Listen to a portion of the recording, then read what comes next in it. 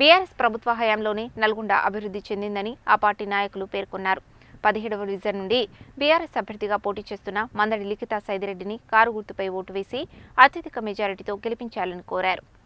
Nalgonda municipal corporation పరిధిలోని 17వ division నుండి BRS అభ్యర్థిగా పోటీ చేస్తున్న మందడి లిఖితా సైదిరెడ్డికి మద్దతుగా ఆ పార్టీ నాయకులు, కార్యకర్తలు గురువారం డివిజన్ పరిధిలో విస్తృతంగా ఎన్నికల ప్రచారం నిర్వహించారు. ఇంటింటికి వెళ్లి కారు గుర్తుపై ఓటు వేసి మందడి లిఖితా సైదిరెడ్డిని అత్యధిక మెజారిటీతో గెలిపించాలని కోరారు. ఈ సందర్భంగా వారు మాట్లాడుతూ నల్గొండ పట్టణం అభివృద్ధి చెందడానికి బీఆర్ఎస్ ప్రభుత్వ పాలన కారణమని, ఎమ్మెల్యేగా కంచర్ల భూపాల్ రెడ్డి నల్గొండ పట్టణ అభివృద్ధికి ఎంతగానో కృషి చేశారని పేర్కొన్నారు. ఆయన చేసిన అభివృద్ధి కారణంగానే మున్సిపాలిటీగా ఉన్న నల్గొండ నేడు కార్పొరేషన్గా అవతరించిందని చెప్పారు. కాంగ్రెస్ ప్రభుత్వ హయాంలో జరిగిన అభివృద్ధి శూన్యమని విమర్శించారు. ప్రజలు అన్నింటినీ గమనించి కారు గుర్తుపై ఓటు వేసి 17వ డివిజన్ నుండి బీఆర్ఎస్ అభ్యర్థి మందడి లిఖితా సైదిరెడ్డిని అత్యధిక మెజారిటీతో గెలిపించాలని కోరారు. కార్యక్రమంలో బీఆర్ఎస్ పార్టీ నాయకులు, కార్యకర్తలు, స్థానికులు పాల్గొన్నారు.